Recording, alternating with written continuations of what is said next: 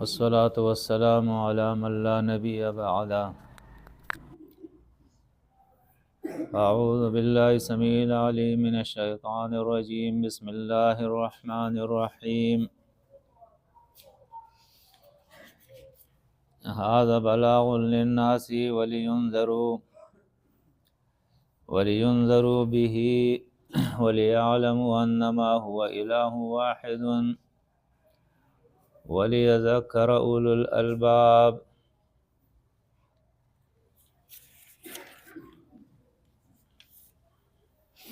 سورۃ ابراہیم کی آخری آیت آپ کے سامنے تلاوت کی ہے۔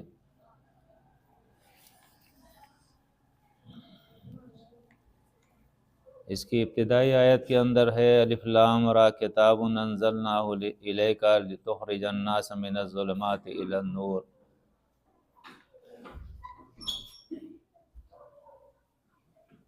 فرمایا اے محمد صلی اللہ علیہ وسلم، یہ کتاب ہم نے آپ کے طرف نازل کی ہے تاکہ آپ لوگوں کو اندھیروں سے روشنی کی طرف لائیں۔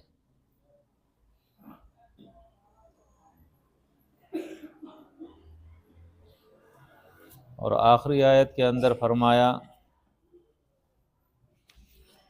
ھذا بلاغ للناس،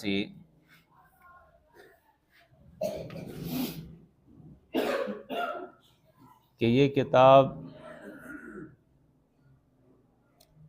اس کے نزول کا مقصد یہ ہے کہ اس کا پیغام تمام دنیا کے لوگوں تک پہنچ جائے۔ وَلِيُنذَرُوا بِهِ، اور لوگوں کو اس کتاب کے ذریعے خبردار کر دیا جائے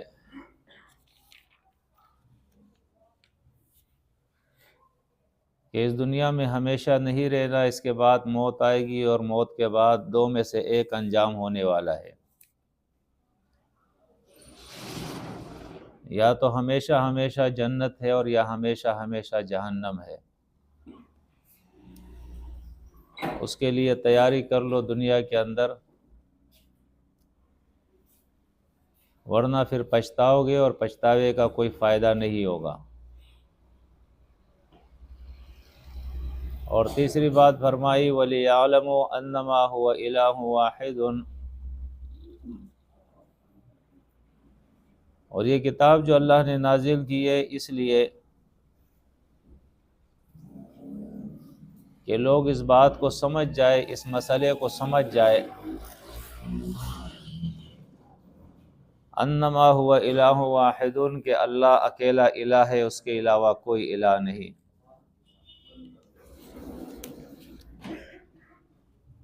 اور چوتھی علت اور وجہ بیان فرمائی وَلِيَذَكَّرَ أُولُو الْأَلْبَابِ،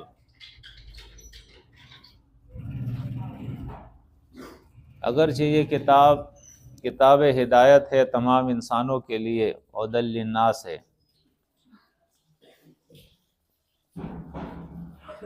لیکن اس کتاب سے نصیحت اور فائدہ صرف وہ لوگ اٹھاتے ہیں جو اس کتاب کو سنتے ہیں، اس میں غور و فکر کرتے ہیں، ان کے اندر خشیت ہوتی ہے، اور سمجھنے کے بعد وہ اپنے رب کی بات کو مان لیتے ہیں۔ وَذَكِّرْ فَإِنَّ الذِّكْرَ تَنفَعُ الْمُؤْمِنِينَ، فرمایا آپ کتاب سے نصیحت کرے لوگوں کو، آپ کی نصیحت جو ہے وہ مومنوں کو فائدہ دے گی۔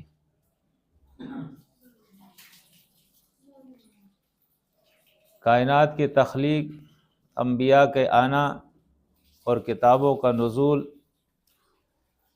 اس کا مقصد صرف اور صرف ایک ہے وَمَا خَلَقْنَا السَّمَاوَاتِ وَالْأَرْضَ وَمَا بَيْنَهُمَا إِلَّا بِالْحَقِّ،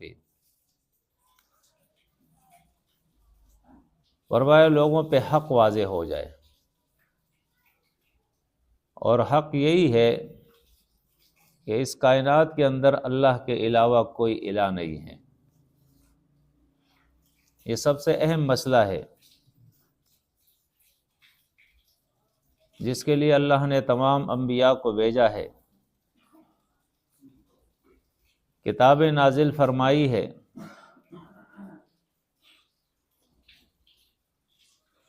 اور دنیا کی تخلیق اور پھر دنیا کے اندر اللہ رب العزت نے جو انبیاء کا سلسلہ جاری کیا ہے،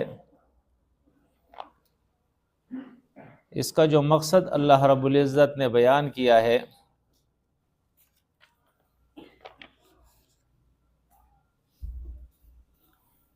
وہ یہی ہے۔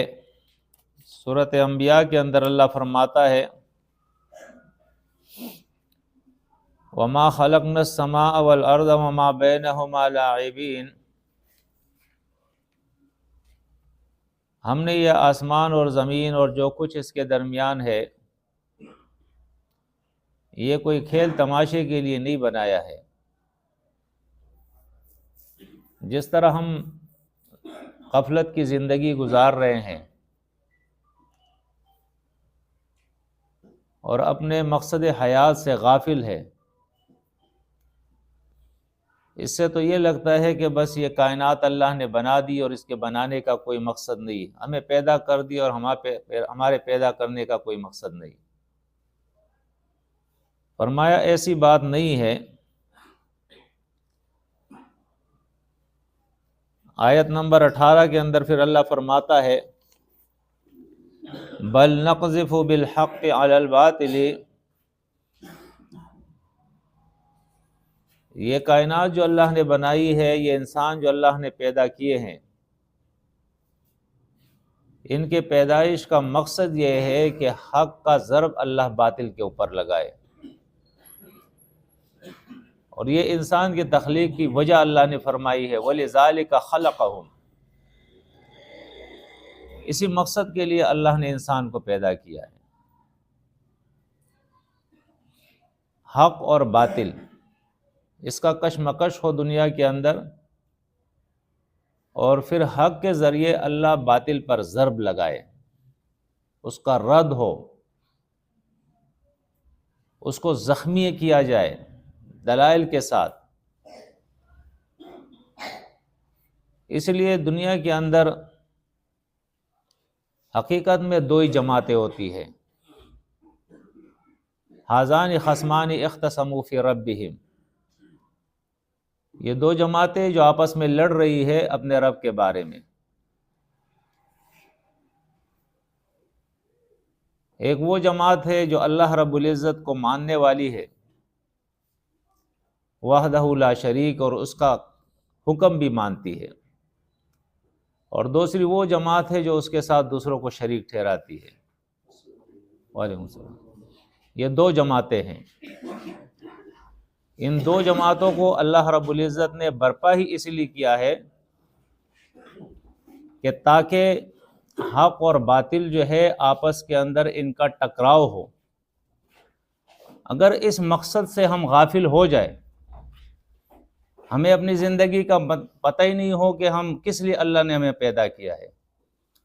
کھیتی باڑی کے لیے تو اللہ نے نہیں پیدا کیا، یہ تو ہماری ضرورت ہے۔ دنیا کا کاروبار، پیسہ کمانا، لین دین، یہ ساری چیزیں جو ہے یہ تو ہماری ضرورت ہے۔ وَمَا خَلَقْتُ الْجِنَّ وَالْإِنسَ إِلَّا لِيَعْبُدُونَ، اللہ نے ہمیں اپنی غلامی کے لیے پیدا کیا ہے۔ عبد کس کو کہتے ہیں؟ کہ ہم غلام بن کے دنیا کے اندر زندگی گزارے، اور غلامی کا حق اس وقت ادا ہوگا کہ ہم اپنے خواہشات کی پیروی نہ کریں، کسی شخصیت کے پیچھے نہ چلے، دنیا کی کسی کتاب کے پیچھے نہ چلے، بلکہ رب العالمین نے جو کتاب نازل کی ہے اس کتاب کی پیروی کرے۔ اتبعوا ما انزل الیکم من ربکم ولا تتبعوا من دونہ اولیاء، فرمایا یہ کتاب جو ہم نے نازل کی ہے اس کتاب کے پیچھے چلو، اس کی پیروی کرو، اور اس کے مقابلے میں جو تم نے اولیاء بنائے ہوئے ہیں مددگار اپنے، فرمایا ان کی پیروی مت کرو۔ اس وقت سب سے بڑا مسئلہ یہ ہے، سب سے بڑا مسئلہ یہ ہے، یا اس کتاب کے مقابلے میں دنیا کی دوسری کتابوں کی پیروی کی جا رہی ہے، یا اس کتاب کے مقابلے میں دوسرے شخصیات کی پیروی کی جا رہی ہے، یا اس کتاب کے مقابلے میں اپنے خواہشات کی پیروی کی جا رہی ہے۔ آج دنیا میں اختلاف کیوں ہے؟ اختلاف کی اصل وجہ یہ ہے، قرآن مجید کے اندر آپ دیکھیں اللہ رب العزت فرماتا ہے ہم نے انبیاء کو واضح دلائل کے ساتھ، بالبینات قرآن کہتا ہے، بالکل واضح دلائل کے ساتھ ہم نے واضح احکامات کے ساتھ بھیجا تھا، لیکن دنیا والوں نے اختلاف کیا کس بنیاد پہ؟ فَرِحُوا بِمَا عِندَهُم مِّنَ الْعِلْمِ، وہ جو ان کے اپنے بنائے ہوئے ڈکوسلے تھے، وہ اپنا گھریلو ان کا جو علم تھا، ان کی جو اپنی فنکاریاں تھی، انہوں نے اللہ کی کتاب کے مقابلے میں، کتاب وحی کے مقابلے میں اس ڈگوسلوں پر فخر کیا، اس بناوٹی اور اس ساختہ علم کے اوپر، ان فنون کے اوپر۔ آج بھی آپ دیکھیں قرآن مجید کی کوئی اہمیت تو نہیں ہے، اس کتاب کو الیاذ باللہ ایک ایسی کتاب بنا دی کہ یہ مخلوق کی محتاج کتاب ہو۔ جب تک ہمارا امام اس پر مہر نہیں لگائے گا یہ کتاب نہیں مانی جائے گی، جب تک وہ شخص اس پر مہر نہیں لگائے گا جس نے مدرسے کے اندر 18 علوم سیکھے ہو، اس وقت تک اس کتاب کو جو ہے کوئی نہ سمجھ سکتا ہے، نہ اس سے پیروی کر سکتا ہے۔ ان ظالموں سے پوچھا جائے ابو بکر کون سے مدرسے میں پڑھا تھا، عثمان کون سے مدرسے میں پڑھا تھا، عمر کون سے مدرسے میں پڑھا تھا رضی اللہ تعالی عنہم؟ یہ تو وہی نازل ہو رہی تھی، لقد من اللہ علی المؤمنین اذ بعث فیہم رسولا من انفسہم یتلو علیہم آیاتہ ویزکیہم وَيُعَلِّمُهُمُ الْكِتَابَ وَالْحِكْمَةَ وَإِنْ كَانُوا مِنْ قَبْلُ لَفِي ضَلَالٍ مُبِينٍ۔ اللہ نے احسان فرمایا ان مومنین پہ، ان صحابہ پہ، کہ انہی میں سے اللہ رب العزت نے ایک ایسا رسول بھیجا جو کسی اسکول میں نہیں پڑھا تھا، کسی مدرسے میں نہیں پڑھا تھا، کسی کالج اور یونیورسٹی میں نہیں پڑھا تھا، بلکہ جبریل علیہ السلام آ رہا تھا اور وحی لا رہا تھا اس کے پاس اللہ کے طرف سے، اور اس کا کام تھا وَلِيُنذَرُ بِهِ، دنیا والوں کو اس وحی کے ذریعے پھر خبردار کرنا، اس پیغام کو پہنچا دینا، یا ایھا الرسول بلغ ما انزل الیک من ربک، جو کتاب اللہ نے تمہارے طرف نازل کی ہے اس کتاب کو تم دنیا والوں تک پہنچا دو، یہ اس کا کام تھا۔ آج دنیا مفادات کے لیے، انا کے لیے، عزت کے لیے، پارٹی بازی کے لیے اس کتاب مجید کو چھوڑ کر اس کا مقابلہ لوگ کر رہے ہیں، ورنہ اس کتاب نے جو چیز بیان کر دی ہے وہ اس طرح کھول دی ہے اس کتاب، یہ ایک آیت جو ہے، جیسے یہ سورت ابراہیم ختم ہوتی ہے اور اس سورت ابراہیم کے بعد آپ دیکھیں پھر سورت ہجر شروع ہوتی ہے۔ سورت ہجر کی پہلی ہی آیت آپ دیکھیں، الف رام را تلک آیات الکتاب و قرآن مبین، یہ اس کتاب کی آیتیں ہیں جو قرآن مبین ہے، جو خود اپنی وضاحت کرتا ہے، یہ کسی کی محتاج تو نہیں ہے۔ اور اس کتاب کے ساتھ اللہ نے یہ مہربانی فرما دی، وَأَنزَلْنَا إِلَيْكَ الذِّكْرَ لِتُبَيِّنَ لِلنَّاسِ مَا نُزِّلَ إِلَيْهِمْ وَلَعَلَّهُمْ يَتَفَكَّرُونَ۔ اللہ فرماتا ہے یہ کتاب محمد صلی اللہ علیہ وسلم ہم نے آپ کے طرف نازل کی ہے، اور اس کتاب کے مبین ہونے کے ساتھ ساتھ آپ کو بھی اللہ نے مبین بنا دیا ہے کہ آپ اس کی وضاحت کریں گے، اس کو کھول کر لوگوں کے سامنے بیان کریں گے، یہ آپ کی ڈیوٹی ہے۔ اس لیے اللہ کے نبی صلی اللہ علیہ وسلم نے فرمایا ترکت فیکم امرین، لن تضلوا ما تمسکتم بہما کتاب اللہ و سنتی، تمہارے درمیان دو چیزیں چھوڑ کے جا رہا ہوں، اپنی کتاب اور اپنی سنت اور اللہ کی کتاب، بس یہ دو چیزیں ہیں۔ آج کون سا اختلاف ہے جو اس مسئلے حل نہیں ہو سکتا ہے؟ ہر اختلاف حل ہو سکتا ہے، لیکن میں آپ کو صحیح بات بتاتا ہوں، انسان کی زندگی میں جب دو رخی ہو، جب اس کے اندر اخلاص نہ ہو، جب اس کے اندر تقوی نہ ہو، جب اس کے اندر اعمال کی کمزوریاں ہو، جب اس کی زندگی میں نفاق ہو، وہ کبھی بھی صراط مستقیم پہ نہیں چل سکتا ہے۔ واللہ ارکسہم بما کسبوا، ان کے اعمال کی وجہ سے اللہ رب العزت جس طرح گیند لڑکتا ہے، اسی طرح یہ گیند کی طرح واپس ہوتے ہیں۔ رکسہ کہتے ہیں کسی چیز کا اس طرح سے گول ہو کر چلے جانا، جہاں سے آیا تھا وہاں دوبارہ چلا گیا، جس گمراہی سے نکلے تھا اس کے اندر دوبارہ واپس چلا گیا۔ آج آپ دیکھیں کتنے مسائل لوگوں نے اٹھا لیے، اور بالکل آسان مسائل ہیں۔ مجھے جو موضوع دیا گیا ہے وہ عذاب اور راحت کا موضوع ہے۔ کیا یہ مشکل موضوع ہے؟ کیا بالکل آسان موضوع ہے، بالکل آسان موضوع ہے۔ اگر ہم آخرت کو سمجھ لے کہ عالم دنیا کیا ہے، عالم آخرت کیا ہے، اس کو اگر ہم سمجھ لے، مسئلہ بہت آسان ہے ہمارے لیے۔ لیکن بدقسمتی ہماری یہ ہے کہ بہت سارے لوگوں نے جہاں قرآن مجید کے اندر لفظ قبر آیا ہے، پھر اس کے ساتھ احادیث کو جوڑ کر قبر سے مراد اس قبر کو لے کر یہاں پہ عذاب ثابت کرنا شروع کر دیا، حالانکہ دو مسئلے الگ تھے بالکل۔ ایک تھا قبر، قرآن مجید میں جہاں بھی لفظ قبر آئے گا اس سے مراد وہی جگہ ہوگی جہاں انسان کے اس لاشے کو دفن کیا جاتا ہے، جہاں اس کا جسم مٹی کے ساتھ مٹی ہوتا ہے۔ افلا یعلم اذا بعثر ما فی القبور،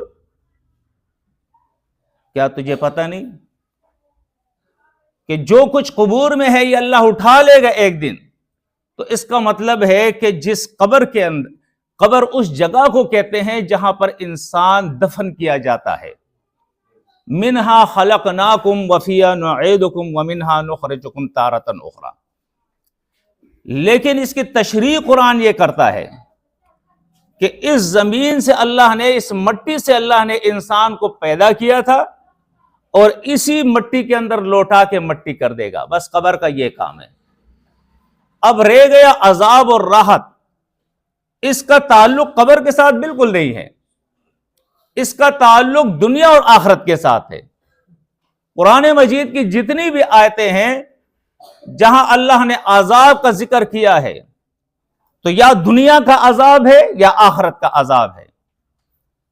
جب تک انسان زندہ ہوتا ہے یہ دنیا کے اندر ہے، اور جب انسان مر جاتا ہے یہ عالم آخرت کے اندر داخل ہو جاتا ہے۔ عالم دنیا اور عالم آخرت کے اندر درمیان ایک چیز ہے جس کو قرآن برزخ کہتا ہے۔ اب کچھ لوگوں نے برزخ کو بھی عالم برزخ بنا دیا، حالانکہ وہ عالم نہیں ہے، تو آڑ ہے۔ اس طرف آخرت ہے، اس طرف دنیا ہے۔ جب تک یہ زندہ ہے دنیا میں، جب مر جاتا ہے آخرت میں چلا جاتا ہے۔ امام بخاری حدیث لاتا ہے، عائشہ صدیقہ رضی اللہ تعالیٰ عنہ فرماتی ہے کہ جب آپ آخری مرض کے اندر تھے اور آپ کا سر میرے ران کے اوپر پڑا ہوا تھا، میرا بھائی عبد الرحمن کھڑا ہوا تھا، اس کے ہاتھ میں مسواک تھا۔ اللہ کے نبی نے اشارہ کیا، میں سمجھ گئی، اس سے مسواک میں نے لیا اور اس مسواک کو اپنے منہ میں نرم کیا، اور اس کے بعد نبی کریم صلی اللہ علیہ وسلم کو دیا۔ آپ صلی اللہ علیہ وسلم نے اس سے مسواک کیا، اور اس کے بعد آپ صلی اللہ علیہ وسلم کی وفات ہو گئی۔ عائشہ صدیقہ رضی اللہ تعالیٰ عنہ فرماتی ہے یہ وہ دن تھا کہ جس دن اللہ نے میرے اور نبی کریم صلی اللہ علیہ وسلم کے تھوک کو جمع کیا ہے، فی یوم آخر من الدنیا، یہ آپ صلی اللہ علیہ وسلم کے دنیا کا آخری دن تھا، وَأَوَّلَ يَوْمٍ من الآخرہ، اور آخرت کا یہ پہلا دن تھا۔ اس دن آپ صلی اللہ علیہ وسلم داخل ہو گئے آخرت کے اندر۔ قرآن مجید کے اندر آپ دیکھیں سورۃ بقرہ آیت نمبر 94 کے اندر اللہ بیان فرماتا ہے، اب دیکھیں سورۃ بقرہ آیت نمبر 94 کے اندر اللہ بیان فرماتا ہے، قل ان کانت لکم الدار الآخرۃ عند اللہ، قل ان کانت لکم الدار الآخرۃ عند اللہ خالصۃ من دون الناس فتمنوا الموت ان کنتم صادقین۔ اب اس آیت کے اندر آپ دیکھیں، غور کریں، اگر قل ان کانت لکم الدار الآخرۃ عند اللہ خالصۃ من دون الناس، اگر تمہارا یہ ارادہ ہے، تم یہ چاہتے ہو کہ یہ آخرت صرف تمہارے لیے ہے، تم یہ سمجھتے ہو لوگوں کے لیے، تمہارے لیے جنت تمہاری ہے، فتمنوا الموت ان کنتم صادقین۔ فتمنوا قیامت نہیں کہا اللہ نے، فتمنوا الموت کہا کہ تم موت کی تمنا کرو، تو اس کا مطلب ہے کہ جیسے موت آئے گی آخرت میں یہ انسان داخل ہو جائے گا۔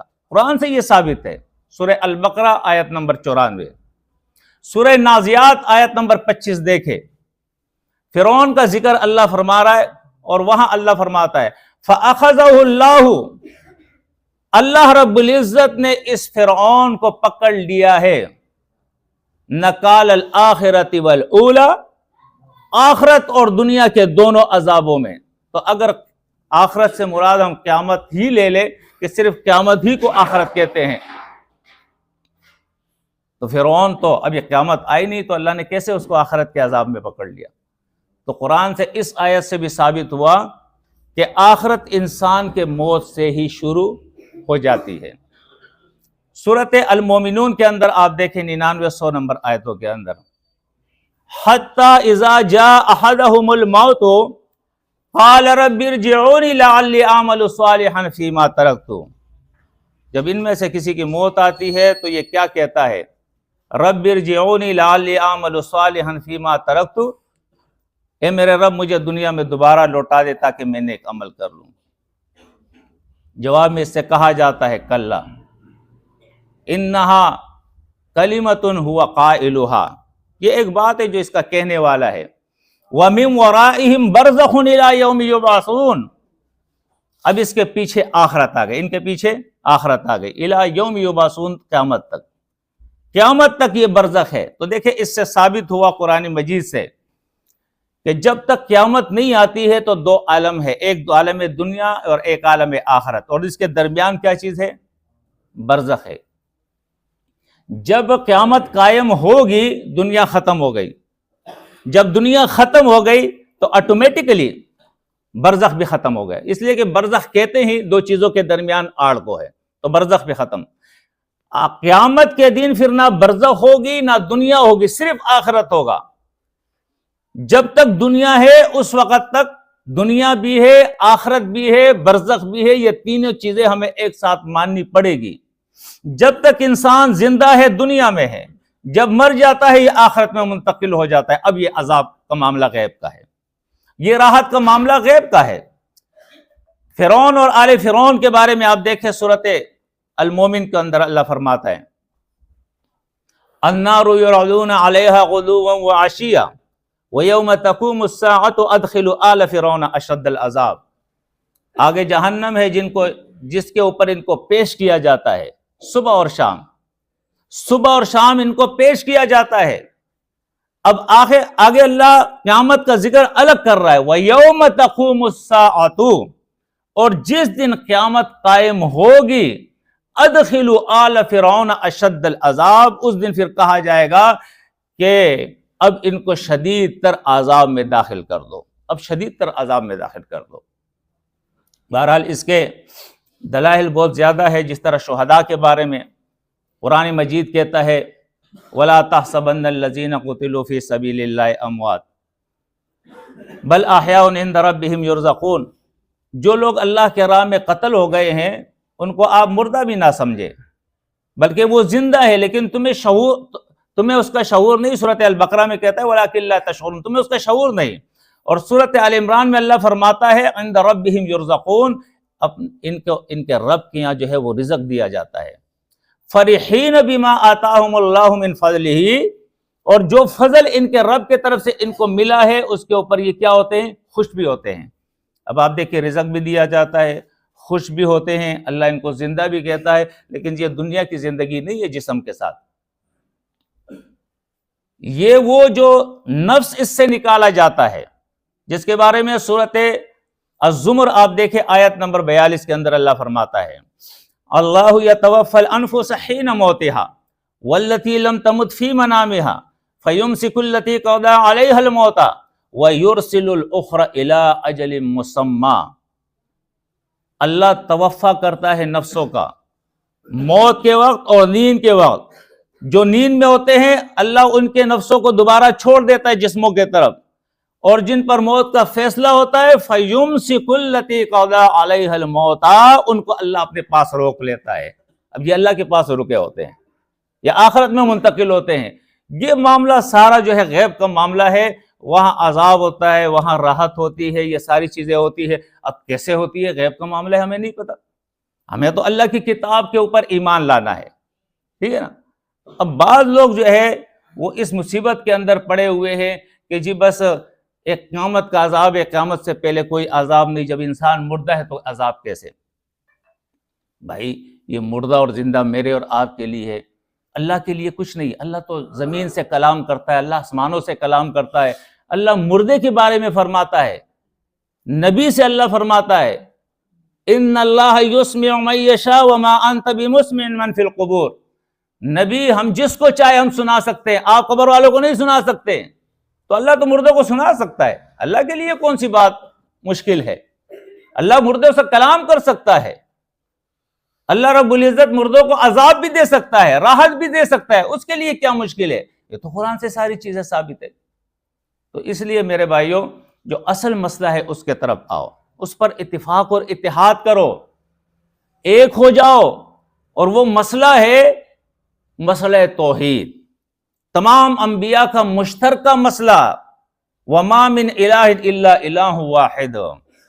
نکلو لوگوں کو یہ بتاؤ کہ یہ تعویذ الہ نہیں ہے، یہ کالا داغا الہ نہیں ہے، یہ کڑے الہ نہیں ہے، یہ تمہاری انگلیوں میں چھلے الہ نہیں ہے، یہ نظر بد کا عقیدہ باطل ہے، یہ جادو کا عقیدہ باطل ہے، درگاہوں میں جو پڑھے یہ الہ نہیں ہے، یا رسول اور یا علی مدد کے جو تم نعرے لگاتے ہو یہ الہ نہیں ہے، الہ صرف ایک اللہ ہے۔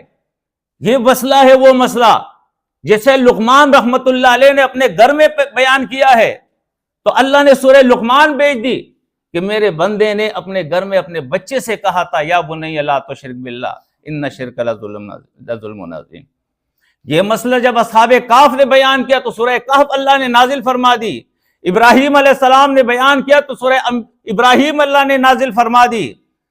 یہ مسئلہ وہ ہے جب یوسف علیہ السلام نے جیل میں بیان کیا یا صاحب السجن ارباب متفرقون خیر ام اللہ الواحد القہار، اللہ نے جیل کا وہ واقعہ قرآن کے اندر سورہ یوسف کر کے بیان کر دیا، پوری سورت نازل فرما دی۔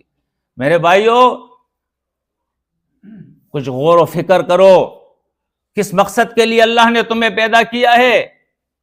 آج ببانگ دوہل شرک ہو رہا ہے، تازیوں اور دلدل کو پوجا جا رہا ہے، قبروں کو پوجا جا رہا ہے، تعویذ اور گنڈوں کا کاروبار ہے، فرقہ واریت ہے، دین کو کاروبار بنایا گیا ہے، گمراہی عام ہو گئی ہے، اسلام صرف نام رہ گیا ہے۔ سیاتی علی الناس زمان لا یبقى من الاسلام الا اسمہ، وہ وقت آ گیا ہے اور ہم آپس کے اندر اختلاف کرتے رہیں، ایک ایک مسئلے کو لے کر ہم ایک دوسرے کے ساتھ اختلاف کرتے رہیں، فرقہ واریت کرتے رہے۔ کیا قرآن کی یہ آیتیں ہمیں نظر نہیں آتی ہے؟ وَلَا تَكُونُوا كَالَّذِينَ تَفَرَّقُوا وَاخْتَلَفُوا مِن بَعْدِ مَا جَاءَتْهُمُ الْبَيِّنَاتُ، اللہ بیان فرماتا ہے ان لوگوں کی طرح نہ ہونا جن کے پاس واضح دلائل آ گئے، اور واضح دلائل آنے کے بعد انہوں نے اختلاف کیا اور آپس کے اندر ٹکڑے ٹکڑے ہو گئے۔ وَأُولَٰئِكَ لَهُمْ عَذَابٌ عَظِيمٌ، فرمایا ایسے لوگوں کے لیے بڑا عذاب ہے، بڑا عذاب ہے۔ آج آپ دیکھیں وحی کے بارے میں، ایک نمبر وحی، دو نمبر وحی، ایک وحی ہے یا دو وحی ہے، ایک مذاق بنایا ہوا ہے۔ بھائی وحی اللہ کے حکم کو کہتے ہیں جو اللہ کی طرف سے آتا ہے۔ اب وہ ایک ہی وہی ہے، اس کی دو قسمیں، دو نمبر، ایک نمبر، یہ کہاں سے آ گئے؟ ہاں یہ کہاں سے آ گئی؟ اللہ جو نبی بیچتا ہے، نبی اسی لیے بیچتا ہے کہ نبی کی طرف وحی آئے۔ سورۃ شورى کے اندر اللہ نے وحی کی وہ 3 قسمیں بیان کر دی جس طرح اللہ وحی کرتا ہے۔ اللہ جو ہے کسی رسول کے دل میں بات ڈالتا ہے، پردے کے پیچھے سے بات کرتا ہے، یا جبریل علیہ السلام کو اس کے پاس بھیجتا ہے۔ اب آپ اس کو 1 نمبر، 2 نمبر، 3 نمبر وحی کہیں گے؟ وہی تو اللہ کی وحی ہے۔ ہاں اس کے ذرائع مختلف ہو سکتے ہیں، جبریل کو بھیج دیا، پردے کسی حصے سے بات کر لی، اللہ نے پیغمبر کے دل میں بات ڈال دی۔ اب جیسے ابراہیم علیہ السلام کی طرف اللہ نے وہی بھیجی کہ اپنے بیٹے اسماعیل کو ذبح کر دے۔ اب جبریل علیہ السلام نہیں آیا تھا، پردے کے پیچھے سے بھی اللہ نے نہیں کہا تھا، خواب کے اندر اللہ نے کہہ دیا تھا۔ ابراہیم علیہ السلام کیا کہتا ہے کہ میں نے دیکھا ہے کہ خواب کے اندر تجھے میں ذبح کر رہا ہوں۔ اب خواب کے اندر جبریل علیہ السلام نہیں آیا، کیا ہم اس نبی کے خواب کو نہیں مانیں گے کہ یہ وہی ہے؟ اسماعیل علیہ السلام اس کا بیٹا کہہ رہا ہے کہ بابا جان، جو اللہ نے تجھے حکم کیا ہے فوراً اس پہ عمل کرے، انشاءاللہ میں صابرین میں سے مجھے پاؤ گے، صابرین میں سے مجھے پاؤ گے۔ میں آپ کو ایک اور آیت بتاتا ہوں، اللہ اپنے نبی سے فرماتا ہے ثم اوحینا الیک ان اتبع ملت ابراہیم حنیفا، سورۃ النحل کے اندر۔ پھر ہم نے آپ کے طرف اے محمد صلی اللہ علیہ وسلم وحی کی کہ ملت ابراہیمی کی پیروی کرو، ملت ابراہیمی کی۔ اب قرآن کے علاوہ ملت ابراہیمی کی پیروی کرنا یہ کس کا حکم ہے؟ اللہ کا حکم ہے۔ اب ملت ابراہیمی کا اگر ایک شخص پیروی نہیں کرتا، کیا وہ مسلم ہو سکتا ہے؟ نہیں ہو سکتا ہے۔ وہ یہ کہے کہ بھائی میں تو قرآن مانتا ہوں۔ بھائی قرآن تو مانتے ہو، اس قرآن میں ہے ملت ابراہیمی کی پیروی کرو، اس قرآن میں ہے کہ محمد الرسول اللہ صلی اللہ علیہ وسلم کی پیروی کرو۔ یا ایھا الذین آمنوا اطیعوا اللہ واطیعوا الرسول ولا تبطلوا اعمالکم، ایمان والو اللہ کی اطاعت کرو، رسول کی اطاعت کرو، اپنے اعمال کو برباد مت کرو۔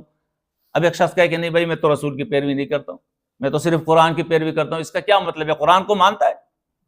یہ ظلم ہے، یہ ظلم ہے۔ ایک شخص بڑے فخر سے مجھے کہہ رہا ہے کہ جی ہم تو روایتوں کو نہیں مانتے۔ میں نے کہا الحمدللہ ہم بھی ان روایتوں کو نہیں مانتے جو قرآن کے خلاف ہے یا ان کے اسناد صحیح نہیں ہے، ہم بھی ایسی روایتوں کو نہیں مانتے، ڈکوسلوں کو ہم بھی نہیں مانتے۔ لیکن مجھے یہ تو آپ کہے، آپ نے قرآن کے خلاف جتنی بھی احادیث تھی اس کو جمع کر کے آپ نے اس کا انکار کر دیا۔ ایک قرآن کے مطابق جو روایتیں حدیث تھی ان کو بھی آپ نے چھوڑ دیا کہ بھائی میں قرآن کے خلاف نہیں ہوں، حالانکہ وہ تو خلاف نہیں تھے لیکن آپ نے ان کو بھی چھوڑ دیا۔ آپ مجھے یہ بتائے کبھی ہمت آپ نے یہ کی ہے کہ اس قرآن کے خلاف آپ کی بیوی کے جو خواہشات ہیں آپ نے وہ چھوڑے؟ کیا وہ شرک نہیں ہے؟ اس قرآن کے خلاف آپ کے بچے جو آپ سے ڈیمانڈ کرتے ہیں کیا آپ نے وہ چھوڑے؟ اس قرآن کے خلاف آپ کے خود زندگی کے اندر آپ کے خواہشات کی جو پیروی ہے آپ نے وہ چھوڑیے؟ اس قرآن کے خلاف جو معاشرہ کر رہا ہے اس کے ساتھ آپ چل رہے، کیا وہ معاشرے کے باطل اعمال کو آپ نے چھوڑا ہے، باطل عقائد کو چھوڑا ہے؟ صرف احادیث کے انکار کے لیے آپ قرآن مان رہے، باقی ساری زندگی آپ کی آپ دیکھیں قرآن کے خلاف اس کے اندر سب کچھ موجود ہے، آپ چھوڑنے کے لیے تیار نہیں ہے۔ تو اصل میں یہ شیطان کے وار ہے جو آج ہمارے اوپر ہو رہے ہیں۔ قرآن آپ سے بالکل یہ نہیں کہتا ہے کہ نبی کی پیروی چھوڑو۔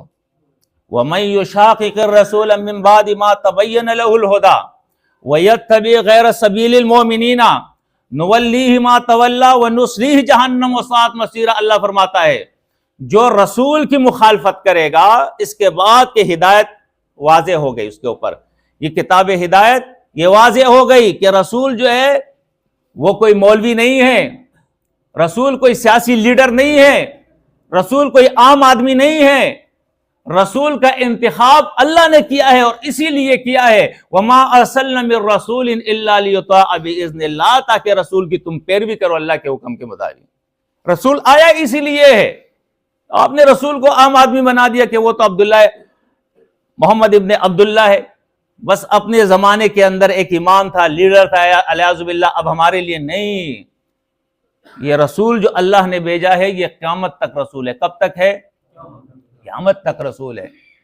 اس کو اللہ نے قیامت تک کافی رسول کہا ہے. کافی رسول قیامت تک کہا ہے. اور یہ میرا ایمان ہے. سونا ہو، جاگنا ہو، اٹھنا ہو، بیٹھنا ہو، کھانا ہو، پینا ہو، واش روم جانا ہو، کاروبار کرنا ہو، حضر ہو یا سفر ہو، گھر کے معاملات ہو یا بیرونی معاملات ہو، کاروبار ہو، اللہ کے نبی نے ہر چیز زندگی کی ہمیں سکھا دی. الیوم اکملت لکم دینکم. یہ دین ہے، ضابطہ حیات ہے. ہر چیز اللہ کے نبی نے ہمیں سکھا دی ہے اور ہم پر لازم ہے کہ نبی کی پیروی کرے. صحیح ہے یا نہیں؟ ہم پر لازم ہے کہ ہم سوئیں گے اس طریقے سے جس طرح اللہ کے نبی. کیوں؟ قرآن کا حکم ہے لَقَدْ كَانَ لَكُمْ فِي رَسُولِ اللَّهِ أُسْوَةٌ حَسَنَةٌ. اس رسول کی زندگی میں تمہارے لیے بہترین اسوہ حسنہ ہے. کیا چیز ہے؟ بہترین اسوہ حسنہ ہے. دیکھیں میں ایک مثال آپ کو دیتا ہوں. ساری زندگی اس کی ایسی اللہ کے رسول کی صلی اللہ علیہ وسلم. اللہ کے نبی نے فرمایا یہ پانی پیو تو پہلے اس پانی کو دیکھ لو جانچ کے کہ اس میں کوئی کچرا کوئی چیز تو نہیں ہے. کیا یہ اچھی بات ہے یا غلط بات ہے؟ اچھی بات ہے.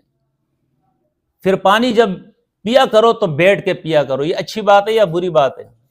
آج کا میڈیکل بھی کہتا ہے کہ بھائی پانی کھڑے ہو کر نہیں پینا چاہیے، بیٹھ کے پینا چاہیے. پھر جب پانی پیو تو بسم اللہ پڑھ کے پیو. یہ بری بات ہے یا اچھی بات ہے؟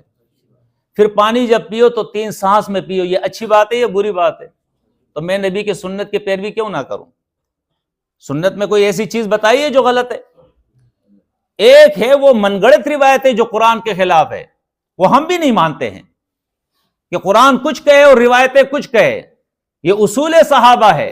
آج ہمارے سامنے لوگ اپنے اصول بیان کرتے ہیں. ہم کہتے ہیں آؤ اصول، وہ اصول جو اتفاقی اصول ہے، جو اصول صحابہ ہے، اصول صحابہ ہے، اس پہ عمل کرو. ان کے سامنے جب قرآن کے خلاف روایت بیان ہوتی ہے اور دور رسول ہے، دور صحابہ ہے، درمیان میں کوئی لمبی چوڑی جو ہے وہ سند نہیں ہے سلسلۃ الرجال کی، بلکہ یہ صحابہ ہے اور یہ رسول ہے. لیکن اس کے باوجود اگر کوئی صحابی کسی صحابی کے سامنے قرآن کے خلاف روایت بیان کرتا ہے تو وہ فوراً کہتا ہے لحسبکم القرآن، تمہارے لیے قرآن کافی ہے. یہ ان کا اصول تھا. اس لیے کہ روایت میں راوی ضعیف ہو سکتا ہے، راوی جھوٹا ہو سکتا ہے، راوی سے خطا ہو سکتی ہے، راوی کے حافظے میں کمزوری ہو سکتی ہے.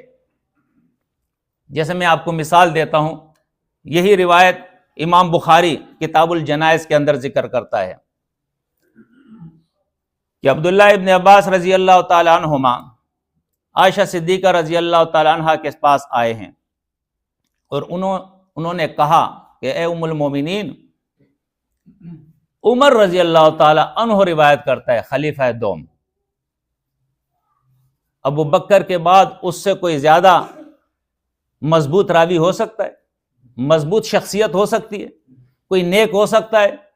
یہ عمر رضی اللہ تعالیٰ عنہ کہتا ہے کہ جو آدمی مر جائے اور اس مرنے والے پر زندہ روتے ہیں تو رونے کی وجہ سے مردے کو عذاب ہوتا ہے.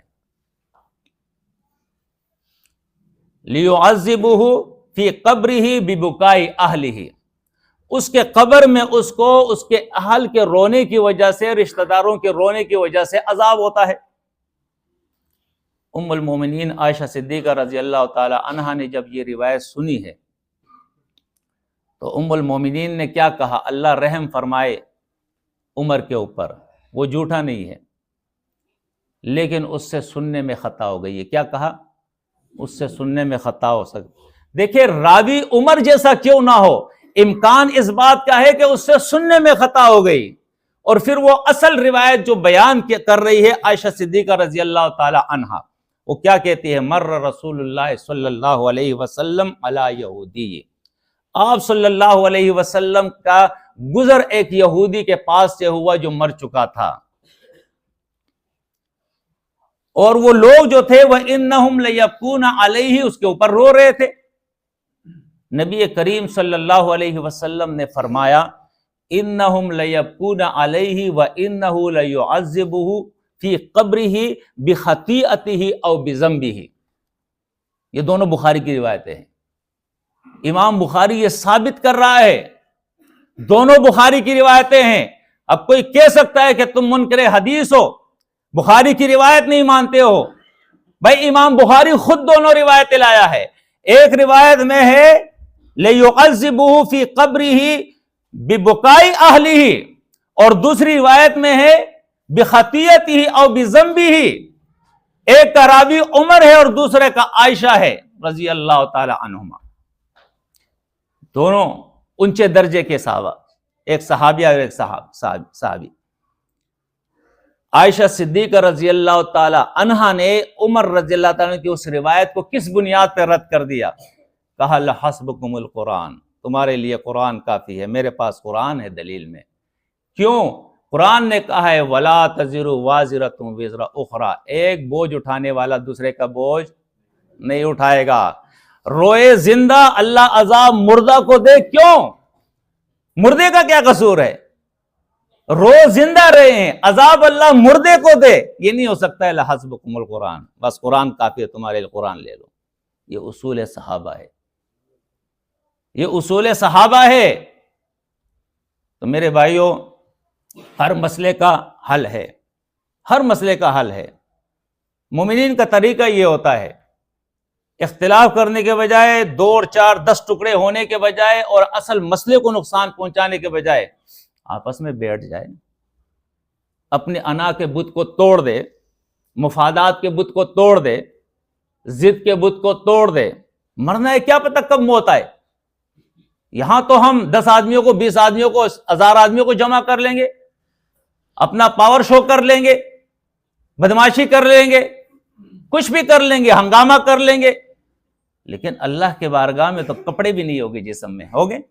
انسان ننگا کھڑا ہوگا۔ وہاں تو پارٹیاں نہیں ہوگی، وہاں تو قوت نہیں ہوگی، وہاں تو لشکر نہیں ہوں گے، وہاں پھر کیا کرو گے؟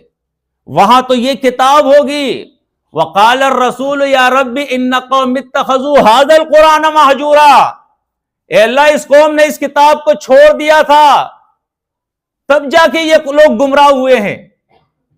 تو اپنا اصول بنا لو، یہ اپنا معیار بنا لو، یہ کہ ہماری اول بات اور آخر بات وہ اللہ کی کتاب سے ہوگی۔ کس سے ہوگی؟ اس اللہ کی کتاب سے ہوگی۔